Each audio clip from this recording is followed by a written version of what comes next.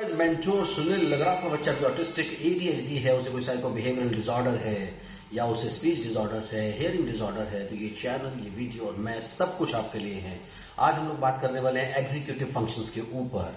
सो executive functions क्या होते हैं? ये हायर फंक्शंस होते हैं। जैसे आप रीजनिंग एबिलिटी की बात करते हैं, लॉजिकल थिंकिंग की बात करते हैं, इमोशनल कोरिलेशन की आप बात करते हैं, कोग्निशन यानी थॉट प्रोसेस की आप बात करते हैं। तो ये सारी चीजें जहां पर भी आती हैं वो सारे फंक्शंस एग्जीक्यूटिव फंक्शंस कहलाते हैं।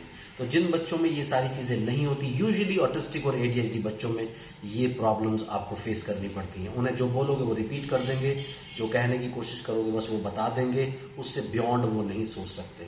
उन बच्चों में एग्जीक्यूटिव फंक्शंस की प्रॉब्लम होती है, यानी एग्जीक्यूटिव फंक्शन डिसऑर्डर या ईएफडी होता है। तो चलिए हम लोग इसके ऊपर बात करेंगे। आप चैनल को सब्सक्राइब कीजिए, लाइक कीजिए, शेयर कीजिए, पूरी दुनिया में फैला दीजिए। मुझसे बात करने के लिए 8168790299 मेरा मोबाइल नंबर है, +91 इंडिया का ISD कोड जरूर लगाएं। इंडियन कंसल्टेशन 1000, इंडिया के बाहर से कॉल कर रहे हैं 3000 रुपीज अकाउंट ट्रांसफर देकर आपको मेरा अपॉइंटमेंट इजीली मिल जाता है। तो बात कर रहे थे ईएफडी पर, एग्जीक्यूटिव फंक्शन डिसऑर्डर पर। तो ये यूजुअली ऑटिस्टिक और एडीएचडी बच्चों में देखने में आ जाता है कि उनकी रीजनिंग एबिलिटी, उनकी लॉजिकल थिंकिंग। जैसे एक एग्जांपल देता हूं, आपके बच्चे से दूसरे उसके स्टूडेंट, जो को स्टूडेंट है उसकी क्लास में, दूसरा बच्चा है, उसने कहा कि मुझे ये रेड कलर का इरेजर दे दो। तो आपका बच्चा क्या करेगा? वो क्या करेगा? उसको रेड कलर का इरेजर बिना किसी क्वेश्चन के देकर के आ जाएगा। एक बच्चा जिसमें एग्जीक्यूटिव फंक्शंस होते हैं, यानी जो नॉर्मल बच्चा होता है, वो कहेगा नो मैं क्यों दूं, आप मुझे पहले ब्लू वाला इरेजर दो, उसके बाद मैं आपको रेड वाला दूंगा। तो इस तरह की कॉन्वर्सेशन होगी।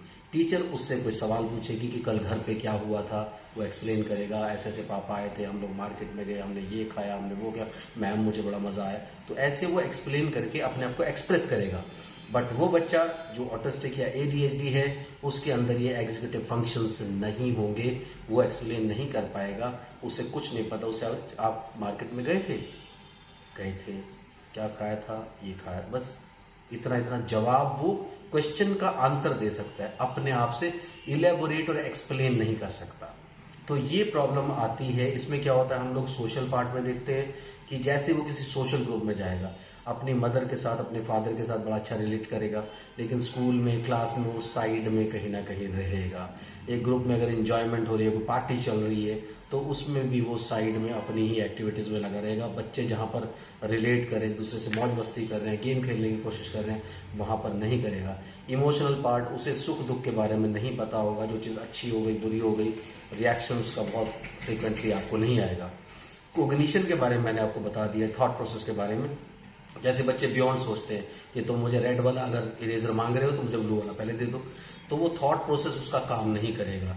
यानी वो थॉट करेगा, सोचना शुरू करेगा, लेकिन बड़ी जल्दी डिविएट हो जाएगा वहां से जाकर के। उसके अलावा ये कम्युनिकेशन वाला मामला, कोई वो बात शुरू करेगा तो एक आध सेंटेंस के बाद फिर वो डिविएट हो जाएगा।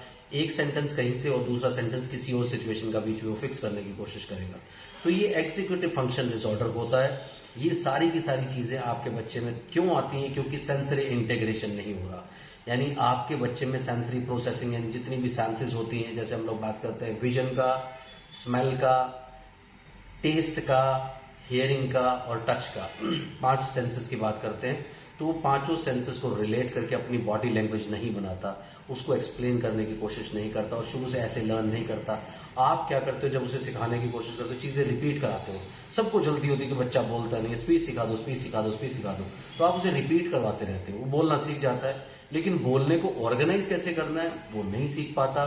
तो जब वो ऑर्गेनाइज नहीं करना जानता, तो इसे आप एग्जीक्यूटिव फंक्शन डिसऑर्डर बोल सकते हैं। तो एग्जीक्यूटिव फंक्शन डिसऑर्डर जो है एक सीरियस प्रॉब्लम होती है। इससे ओवरकम करने के लिए आपको बहुत जरूरी होता है कि आपको प्रॉपर प्लान्स के साथ चलना होता है, जिसमें हर सेंस के ऊपर, हर एक पार्ट के ऊपर, लॉजिकल थिंकिंग पे, रीजनिंग पे, थॉट प्रोसेस पे, सारी की सारी चीजों पे आपको काम करना होता है। उसके लिए कई सारे टास्क होते हैं, उन टास्क पे आप काम करके जल्दी से जल्दी इनको ठीक कर सकते हैं। कोशिश करिए कि जब आप अपने बच्चे का ट्रीटमेंट या थेरेपी स्टार्ट करते हैं तो उसकी अंडरस्टैंडिंग पार्ट पे, यानी उसके सेंसरी पार्ट पे काम किया जाए पहले। आप स्पीच के पीछे मत लगो कि मैं बुलवा लूं उसको जल्दी से जल्दी। अगर सेंसरी पार्ट अच्छा होगा, अंडरस्टैंडिंग पार्ट अच्छा होगा, तो स्पीच ऑटोमेटिकली अच्छा होगा, सब चीजें अच्छी आएंगी, बच्चा आपका परफेक्टली नॉर्मल होगा। और जितना जल्दी से जल्दी आप स्टार्ट कर सकते हैं, बच्चा आपका 1.5 साल का है, 2 साल का है, 2.5 साल का है, जल्दी से जल्दी आप स्टार्ट करके उसको ठीक कीजिए ताकि आपको बेस्ट रिजल्ट्स मिले। कमेंट करते रहिए, आपके कमेंट से वीडियो बनते हैं। Thank you very much, bye bye.